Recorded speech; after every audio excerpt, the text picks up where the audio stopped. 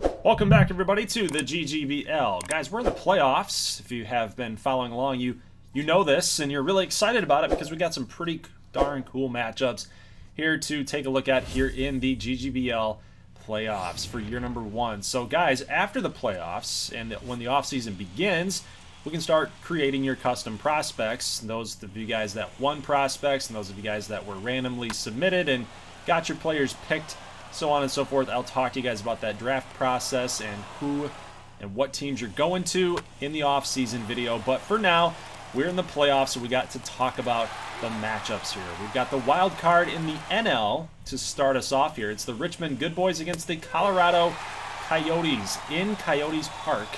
And so far, Richmond is getting a little bit shut down here by Joey Lucchesi, pretty much Colorado's ace.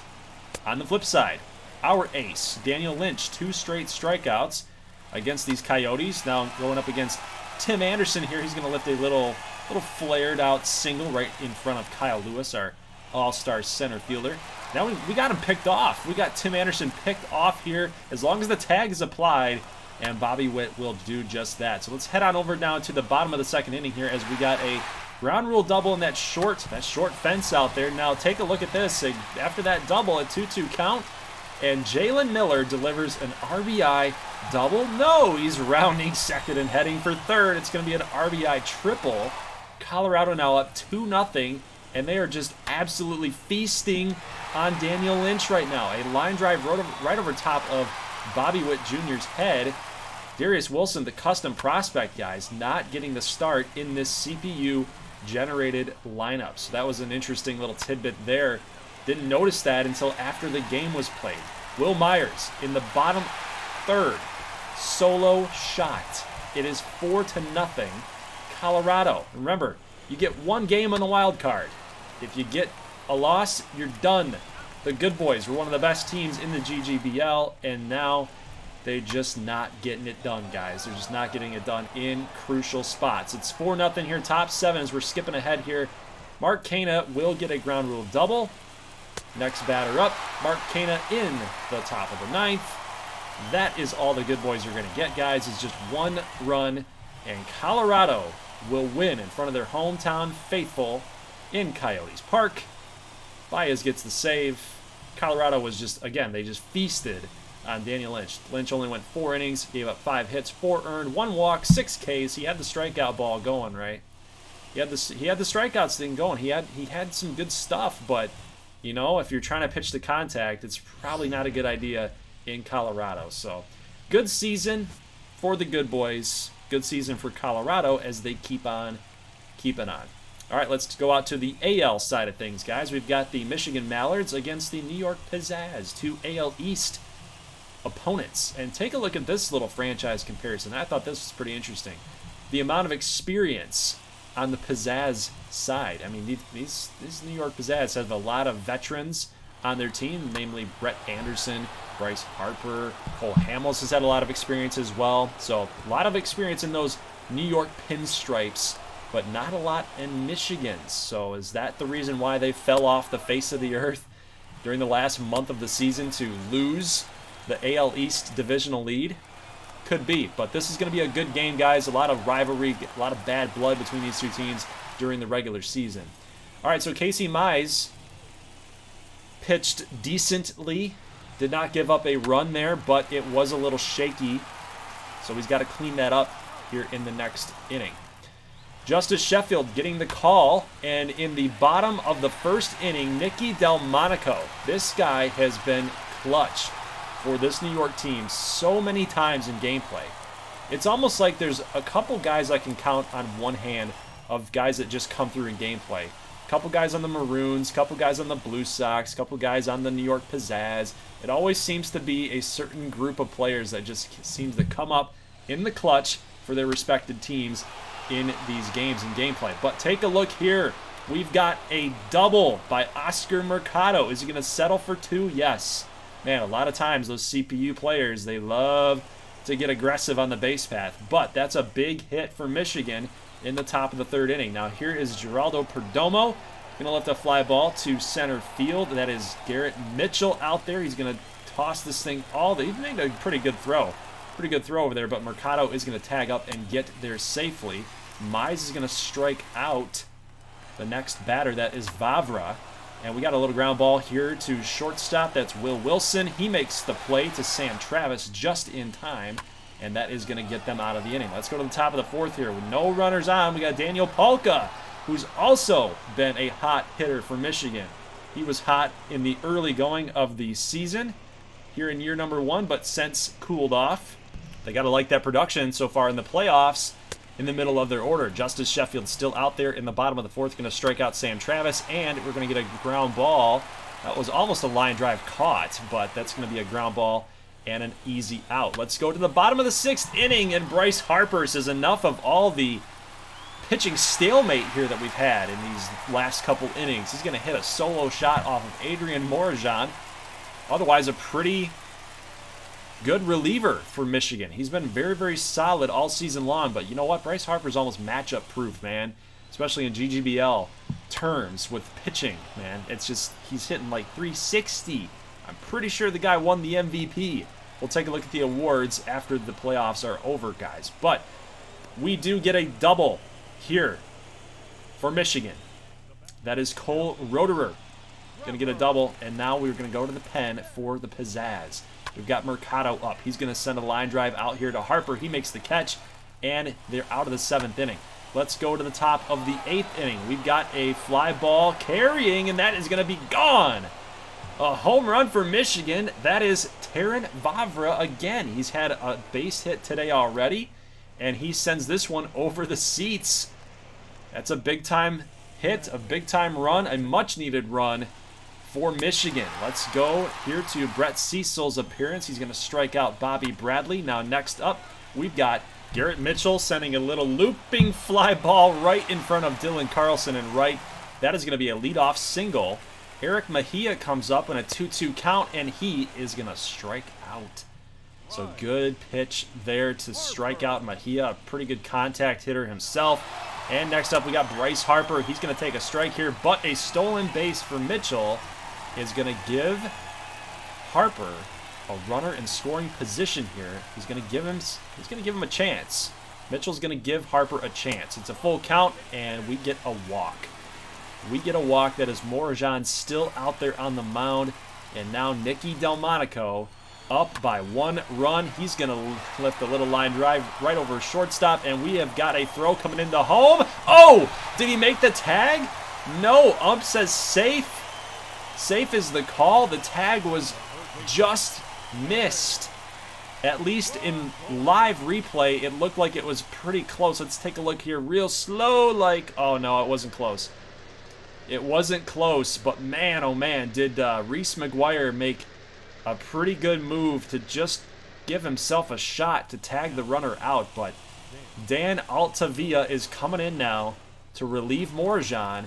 And we've got Evan Longoria up in a 4-2 game, bottom of the 8th inning. He's going to K, swinging.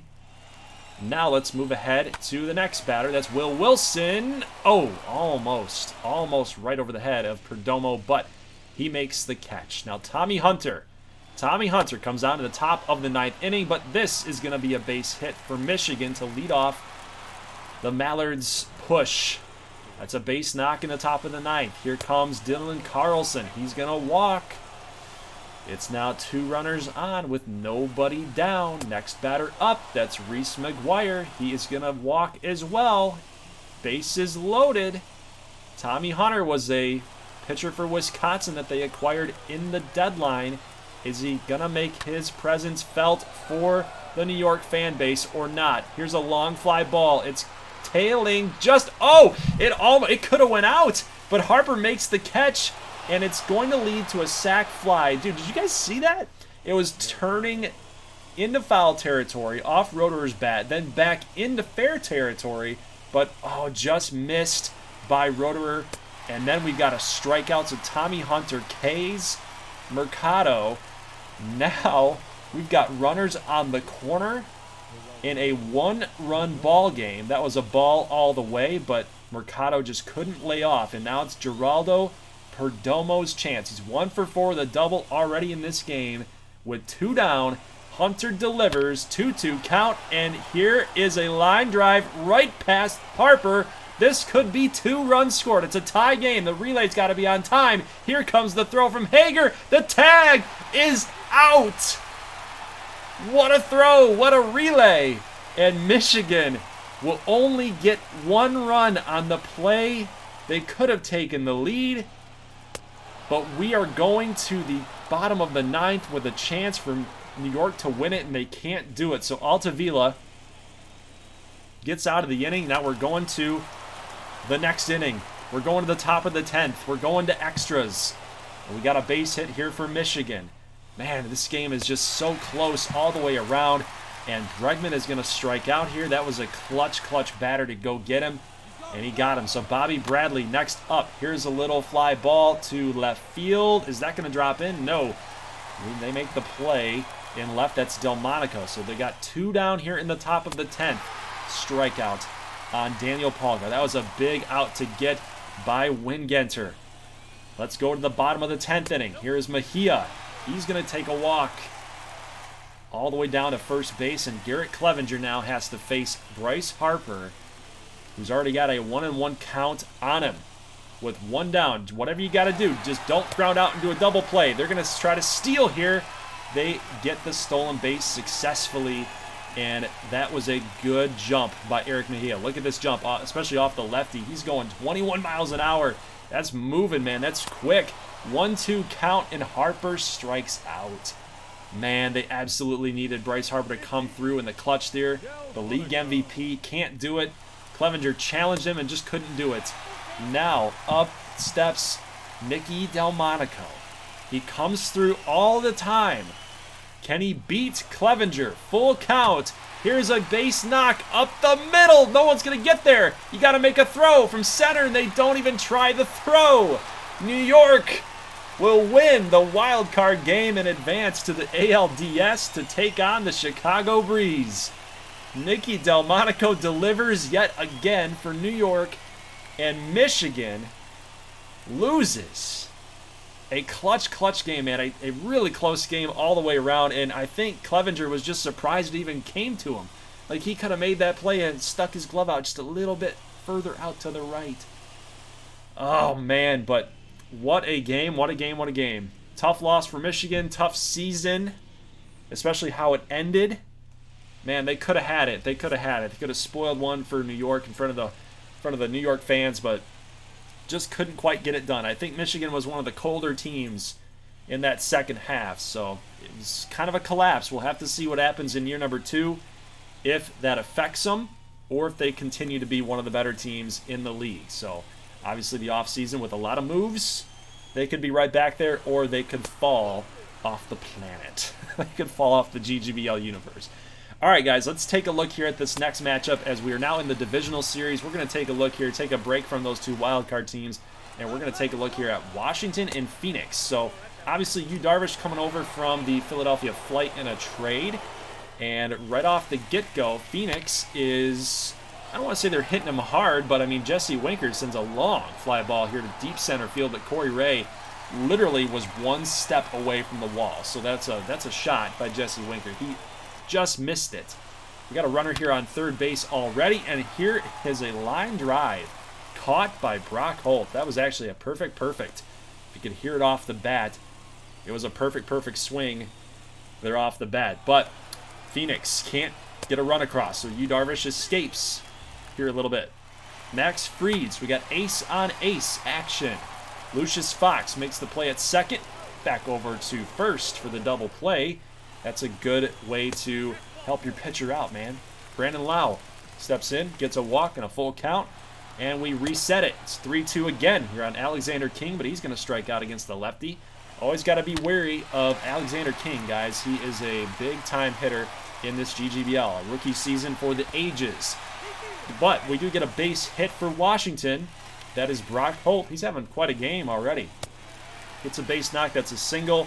An RBI single, and Renato Nunez is going to strike out. Next up, we got Drew Mendoza. He's going to strike out against Darvish here in the top of the 5th, and another strikeout in the top of the 5th. That's Chirinos. And we're just skipping around in some innings here, guys, as Yu Darvish is just dealing. But After a base hit, we get another base hit. That's back-to-back base hits, and that's Andy Burns. Not Billy Burns, Andy Burns. Kyle Stowers comes up in a 3-2 count in the top of the 5th. Corey Ray can't make the play. He dove for it, gave it everything he had, but that is going to be a ground rule double. Going to hold the runner on first base. It's only going to score 1, so they might have gotten lucky there. Washington, I'm talking about, might have gotten a little bit lucky there. Let's go to that bottom of the 5th inning. A runner on third base, but Fox throws it in the dirt, but a good scoop by Nunez to save the inning for Phoenix. Let's jump to the top of the 6th. We got Will Crow out on the mound, and he is going to walk Jesse Winker. That's a leadoff walk. Next batter, we've got Nunez going to lace this ball right past Brock Holt at third base. And now we've got a runner, well, 2 runners on first and second. Here's Lucius Fox going to get a base knock up the middle. That's right past Brandon Lau, and the runner will score from third to home. That is going to give Phoenix the lead. Here's Robinson Chirinos. Ground ball to short. Back over to second to first. King makes the scoop, and the double play is in order. David Hess coming out to try to shut down this Washington lineup. Here's Brandon Lau going to, no, it's Brock Holt, I think. Yeah, Brock Holt gets a single here in the bottom of the 6th inning, and it restarts Washington's push. Now here's Brandon Lau. Ground ball. Fox back over to second to first in time. What a double play turned by Phoenix up the middle. Now Lucius Fox is getting a lot more time with Jose Devers just really struggling with the bat. So, yeah, Lucius Fox getting more time. Really good defensive shortstop for Phoenix, and it shows here so far in this game. So, guys, we're still in the bottom of the 6th inning, and now we get a walk by Alex Jackson. That's going to bring on Tyler Lyons, the lefty. Going to face the lefty, Joey Votto, and he strikes out. Man, Joey, dude, I know, man, you want to start making the playoffs. You want to start making some noise here in the playoffs, right? Joey, you got to make some contact because Phoenix, they're not letting up. They're not letting up. Kyle Stowers already has a double in this game, and he's going to hit a home run off Will Crow. That's going to be a solo home run. Drew Mendoza comes up, and this is going to be a gap shot as long as Corey Ray can't get there, and he can't. That is going to score another run for Phoenix. It is 4-1, guys, in the top of the 8th inning. Phoenix, like I said, they're just not letting up offensively, and now everybody's fired up. Continuing on with the top of the 8th, we got a base knock up the middle. Robinson Chirinos rounding first, and he says, I'm going to go to second with my 0 speed. I know what he's trying to do, right? He's just trying to get the game over with. I like you, Robinson. I like you. Less editing for me, right? Right. Vargas up in the bottom of the 9th. Double play ball started by Nunez to Fox, back to Nunez, and this game is over. Game 1 is in the books, and Phoenix gets the win. They lead the ALDS matchup 1-0. Good win all the way around for Phoenix. Their bats were on fire. 9 hits, 5 runs, and that was no pun intended, actually. I did not even mean to do that. But bats were on fire, Firebirds on fire. Yeah, there you go. So there's your notable players list. Your winner, your loser, Will Crow, unfortunately, takes the loss. I think he was used a little bit too long, in my opinion. I think he was left in there just kind of like lunch meat. He was just like, hey, let me just serve up all these gopher balls, man. I'm tired, man. I've been exhausted these last, couple games just to try to win the division, win the AL East. He was used a lot down the stretch. All right, let's get into this matchup. Let's go to the NL side of things. We've got the Knights and the Maroons. We got Sagano taking on those St. Louis Maroons, and already 2 strikeouts. Let's see what Joey Wendell's got up his sleeve. He's going to send a line drive to right field. That's going to be in the gap. Center fielder Basabe is going to get there, but not before Wendell is going to get to 2. Andrew Donovan going to step up and hit a ground ball to shortstop. That is going to be a ground out. So let's turn it over to Colin Wiles. He went 4-10 with a 4.81 ERA, so you'd probably think, why isn't Shane Bieber starting? Well, Shane Bieber a little bit tired, a little bit gassed from the last time that he had to show up, so he's only got a couple days rest from that last game, that game 162. So they decided to go with Colin Wiles and match up here against LA, and Nick Castellanos probably making them pay for that decision. He's going to get a solo home run. We're still here in the bottom of the first inning, and Michael Conforto sends a long fly ball to center, but Duran is there. Let's go to the bottom of the second. We've also got Ronald Guzman playing the long ball. Right fielder, that's Kyle Tucker making a leap for it. He thought he might have had it, but Wiles gives up another home run. That's 2 in 2 innings. Almost 3 if you count the almost home run by Michael Conforto, who seems to always do stuff in gameplay. But here's Joey Wendell, who already had a big-time knock. A double that didn't score, but either way, Wendell is feeling it at the dish. He's going to get St. Louis back on track here with a solo home run. Now taking a look here, a ground rule double, and again, another short fence here in the GGBL, but that is going to be a double. Now we have a hit batter. Sagano's losing the feel a little bit. Might need some spider tack. No, I'm not condoning it. I'm not condoning the cheating. Fourth inning, little fly ball here to center field, makes the play, and now Nick Castellanos in a 2-1 lead in the bottom of the fourth. Sweeney looks up.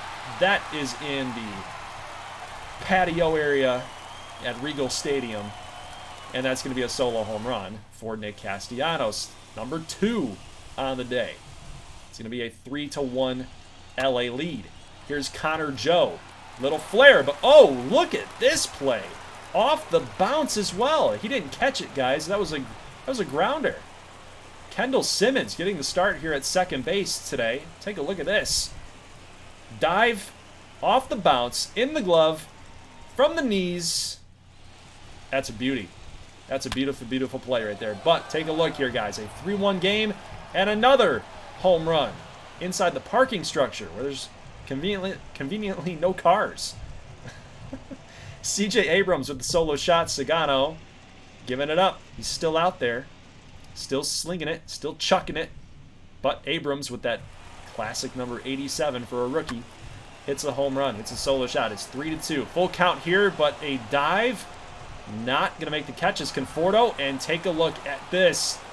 Joey Wendell gets to 2, but this throw is a little offline, a little wild, and interestingly enough, he decided not to take 3 there. Andrew Donovan going to strike out here in the 5th inning. Let's go to the top of the 6th. St. Louis trying to claw their way back here with 2 down. This is a potential double, and they're not going to round third. I'm always hesitant with these highlights if they're going to end up running to third base or not. But a strikeout here as Alvarez K's. That's the young catcher prospect. Not a custom, he's real, but he's going to K here for St. Louis, and they can't get it done offensively. Austin Bryce going to check in, and he's going to limit the opposition to nada, to zilch, to 0. Does a job here out of the pen. Let's go to the 7th inning. We got a bullpen game going on right now, guys. Back and forth we go in the bullpen. Now Conforto comes up, hits it through the shift in the bottom of the 7th inning, and he's going for 2, but look at Duran's little casual throw from center. Oh my God, that's got so much swag on that throw, man. He just says, you know what, I see you going, but you know what, I'm not going to throw it my hardest. I'm just going to kind of lollipop it there, and you know what, you're done. You're done. Sit down. Nice throw by Jaron Duran out in center field, but Ronald Guzman here in the bottom of the 7th after that out is going to go back to Duran, and he's going to get a base knock. So here's Connor Joe getting a base hit here also to Duran. Now we've got 2 runners on in this inning for LA. Here's Ryan Braun. Curveball, strike 3. And the veteran says, ump, what are you looking at? That's not a strike. I've been around the game forever. And he's thinking, Ryan Braun, just retire, man. Just retire. You don't got it anymore. A walk is going to lead to a Nate Jones appearance here in the bottom 7th. 2-2 count. We've got Keyboom up, base knock, right past shortstop. That could score 2. Sweeney, throw into home. Little offline. That's going to score 2, guys. It is 5-2 after this Keyboom single.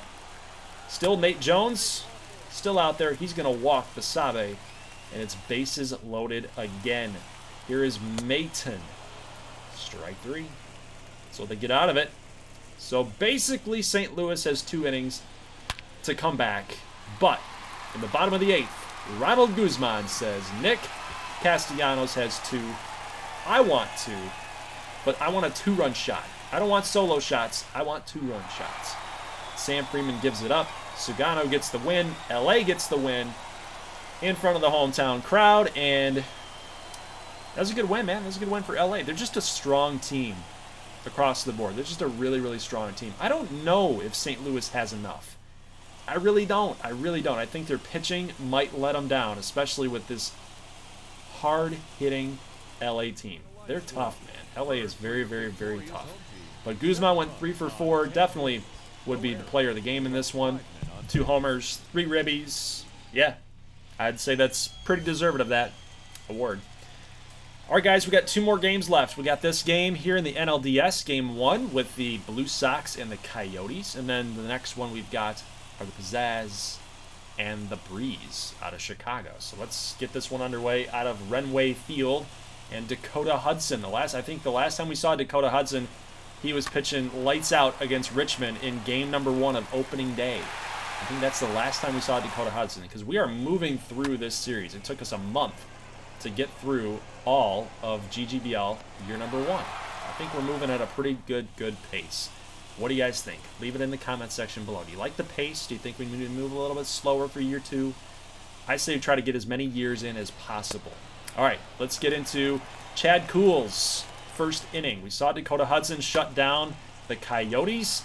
Chad Kuhl, probably not your prototypical game number 1 starter. Not even the ace of the staff. But again, Joey Lucchese was used in that wild card game against the Richmond Good Boys. So obviously Chad Kuhl, being their next best option, is getting the start here. But so far he was doing pretty solid. I mean, he had 2 up, 2 down, and now with bases loaded, he's got Cody Hosey up, and Hosey's going to send a ground ball to Mikey White, and he got to make the throw, or the run's going to count, and that will be a run scored as he can't get the throw off in time. First baseman, that's Paxton Burnside, is going to make the play and flip it to the pitcher covering Kuhl, and they're going to get out of the inning. So only 1 run scored off of those bases loaded situations. Now here's a line drive right in front of left fielder, and whoa, a big time throw to second, but Connor Capel is going to glide into second base with an RBI double. Now next up in the bottom of the second inning is Pedro Leon. He's going to get a solo home run for Carolina. That's going to put him on top, guys, 2-1. Hudson still out there in the top of the 3rd. Go figure that, right? Still very early. Still no damage done against him. That's too bad, right? He's still got that pitch count in a relatively solid spot. But he does have a runner on second base, and this is going to be a ground ball right to Soto, rounding third, headed to home, and the throw is offline again. Now, I don't know what is going on with these outfielders in GGBL. There's some pro outfielders that should be making these throws, and they just, for whatever reason, are not getting them accurate. Not getting these throws accurately thrown here. It's weird. 2-2 game. Bottom of 3rd inning. Nobody down. This is going to be a leadoff double for Carolina.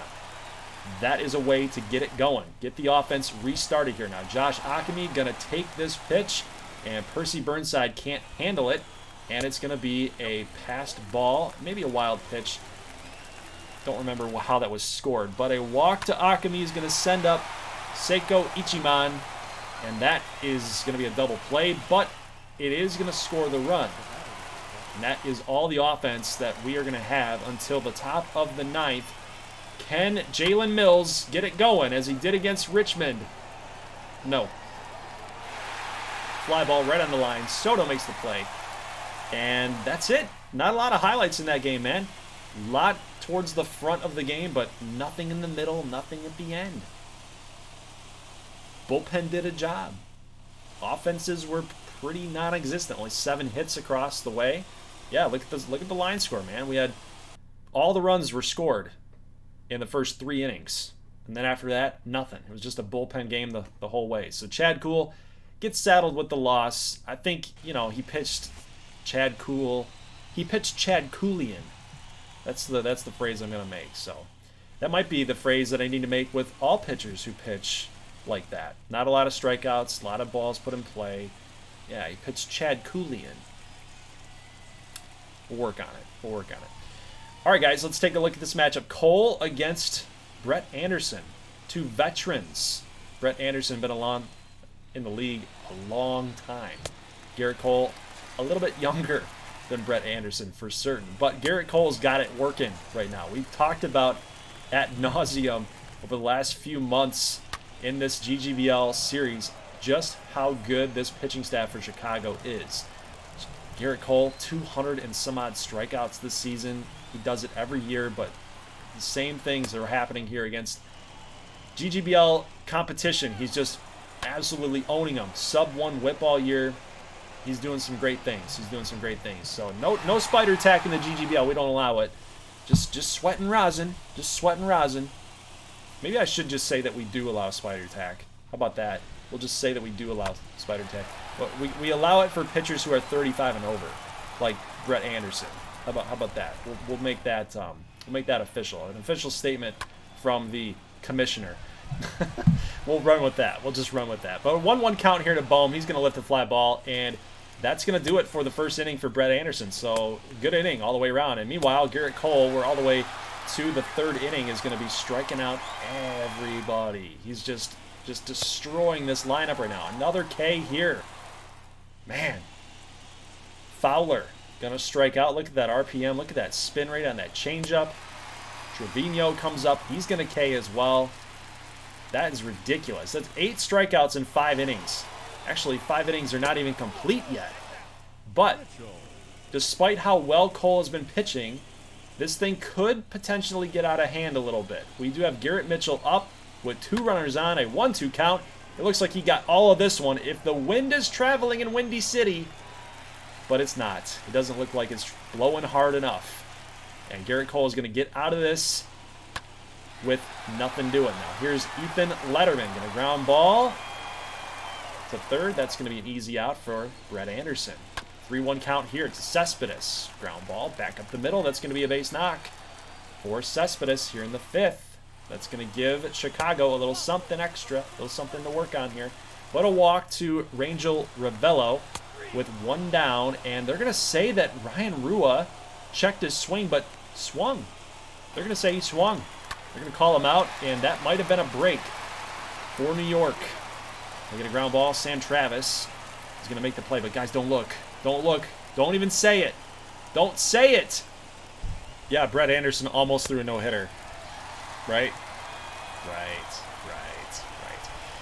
Hey, guys, Will Wilson strikes out. Top of the 6th inning, and uh-oh. Bryce Harper's up. And Garrett Cole, you got to get him. It's a close game. It's a full count with 1 down. Big sigh of relief. You got to go get Harper right here. 3-2. Base knock up the middle. God dang it. Guys, I don't have a rooting interest here, but man, oh man, I just want to see a no-no. I want to see a no-no. We got to have one. We've had one in simulation, and I'd take a look at the box score. But I want one in gameplay. We need one really bad. Mason Thompson checks in as Garrett Cole's day is done. The pitch count was just getting a little high. But 5 innings for Garrett Cole, that's pretty unusual. But Mason Thompson gets an out here, and he's going to get the 3rd out. Nice play by Letterman. And the Breezer out of the 6th inning. Let's go to the bottom of the 6th. We got a bunt attempt here, but Longoria, they're testing the old man. And he makes an athletic play there. So good play by the Pizzazz on defense. Now here's a ground ball here to second baseman. That's Hager. And Brett Anderson still pitching well for an old man. Again, if you're over 35, I think that he's using some tack, man. Letterman lifts a fly ball. Wow, look at Bryce Harper. What a ridiculous play. He was playing he was a little shaded towards the line, but I would call that closer to the middle part of right field. 99.8 route efficiency. 135 feet covered at the wall in foul territory. It's ridiculous. That's an insane play in right field to get an out in a close game like this. That's absolutely huge. Now here is Cespedes striking out. We've already got a runner on base and a fly ball deep. That's Rangel Ravello gonna hit a 2-run shot finally putting a team up on the board. And that home run is a 2-run shot, guys. It's going to put Chicago up 2-0. Alec Boehm was the runner on first. You see him there high-fiving his teammates. Now Jace Fry coming in for Mason Thompson. Nobody down here in the top of the 8th inning. Bryce Harper up. He gets a walk. That's back-to-back walks for Jace Fry. Nicky Delmonico, he's up, and he gets a base knock up the middle. Rounding third and headed for home. That run's going to score. Delmonico comes through again for New York. This guy is unreal. He's got the clutch gene. But so does Evan Longoria. He goes back up the middle as well. Here comes the throw into third, not to home. And New York has now tied the game here late. Longoria and Delmonico come through in the clutch. Now, if you're Anthony Swarzak, you got to get your own clutch gene going on, man. Strikes out Sam Travis for the first out. Strikes out Fowler for the second out. 2 on, 2 down, top 8, full count. Trevino, flare job right in front of Brandon Marsh. Could this score the run? Throw is coming in. It's in time. He's out. What a throw by Brandon Marsh. Very shallow in right field, but either way, guys, that runner was so close to getting his hand in there for the New York lead going into the top of the 9th. Oh my goodness, what a throw by Brandon Marsh. Now look at this play by Alec Boehm. The diving stop for the out.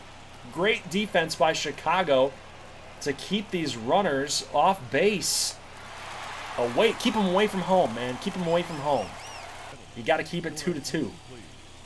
So good job by Chicago's pitching. Good job on defense as well. Brett Cecil checks in for New York, and he's going to strike out Letterman for the first out in the bottom of the 9th. So Chicago has a chance here to win on a walk-off. Cespedes is going to lift this right in front of Harper. These are always tough as an outfielder to read. You don't know how high it is up, and you don't know how hard he hit it. You just got to trust yourself. You got to get in there. So Harper does, and he makes the play. So here's a 2-out single. Next batter up, Ryan Rua, going to take this pitch. That's a curveball by Cecil, and he hates the call, man. He hates the call. That's twice that's happened to him already today. And we're going to the 10th inning. Sam Travis going to strike out here against Adam Lau. We're now to the bottom of the 10th inning as Cecil is still out there. 2 down in the bottom.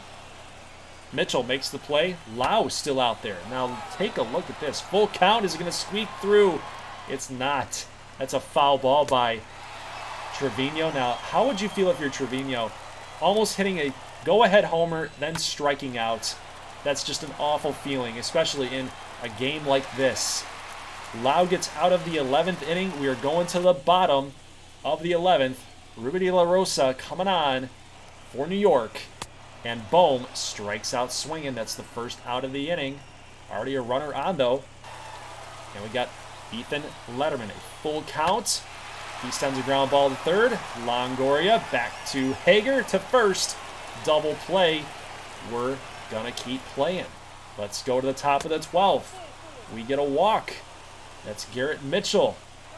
And Adam Lau still pitching. They're going to try to steal, and the throw's not in time. So here's Harper yet again in a clutch situation. They got a runner sitting right there for him. They got a duck on the pond. Runner in scoring position. Harper, that could be a gap shot. It's going to fall. It's going to land. Runner will round third and head for home, and that is going to give New York the lead. But look at Harper. He wants more. He gets in with a head-first triple. The league MVP. No quit. All fire in his game right now. That's going to give New York the lead, and Longoria says, I want more too. He gets a base knock. Harper is going to score. It is now 4-2 as Vizcaino gives up the RBI single. It's a 2-run lead now for New York. And it's Tommy Hunter time. We saw him struggle against Michigan. Let's see if he has the same fate against Chicago. 2 down. Fly ball. Harper makes the catch, guys, in New York. Will get a huge series win in game number 1. That's a big one. Not only against perhaps the best team in all of the GGBL, but on the road. And they held them to 3 hits. Brett Anderson pitched a gem today. Even though De La Rosa got the win, Brett Anderson deserves a lot of credit to hold down that Chicago Breeze offense. Seriously, he did a heck of a job. He dueled with Garrett Cole, matched him pitch for pitch, may not have had all the strikeouts, not as many as Cole did, but man, did he keep him off the board. So good win by New York. And unfortunately for Chicago, losing that game 1 in front of your hometown fans, it's tough, especially losing game number 1 in front of your hometown fans in the divisional round. It takes you 3 games. You can't lose 3 games, and you've already lost 1, so it's even that much more difficult, especially considering you gotta travel to New York in this series at least 1 time. That's tough. That's a tough ask. It's a hostile crowd out there, a hostile environment. But guys, so the future of this series, the future of this playoff format, this was part 1 of the divisional round and the wild card. Part 2 will be posting on Wednesday. I want to get that to you guys by Wednesday. That way on Friday, over on the Purple platform, we'll be live streaming the championship series if you guys want to go hang out and check those games out. I'll probably end up going live at about 3 o'clock, 4 o'clock Eastern Standard Time over there. And I want to get the ALCS and NLCS done. I want to get it all done on Friday night. I don't want it to bleed into Saturday morning like it did for the Divisional Series. That was ridiculous, guys. So just to kind of give you an idea of how it went, okay? So I started at 2 o'clock on Friday streaming the Divisional Series. It started at 2 o'clock. I didn't get done with it. So a little spoiler, the Divisional Series is done. We know who the Championship Series matchups are. The Divisional Series did not get done streaming until 6 a.m. on Saturday. So that's ridiculous, right? That's 16 hours of 12 hours of gameplay. So I did have some breaks there. I did fall asleep a couple times with the game running. Yeah, it was ridiculous. But those games are unpublished. So those games are private over there on that platform. So you guys can't go over there and get spoiled. So just a little heads up there. So if you're trying to go do that, you can't. And the reason for that is again, I want you guys to be a little suspenseful, right? To see what happens here on Wednesday. So part 2 is coming on Wednesday. We will show you guys game 2 simulation, possible game 3 simulation. But for certain, no matter what happens, if a team is getting ready to be eliminated, we're diving right into gameplay. So what I mean by that is for example, I simulate game 2, Phoenix goes up 2-0, we dive into gameplay. If Phoenix loses in game 2 against Washington, it's 1-1, we simulate again. And Washington goes up 2-1, right? For example, Washington goes up 2-1. Now we dive into gameplay, and we stay in gameplay until someone's eliminated in that series, right?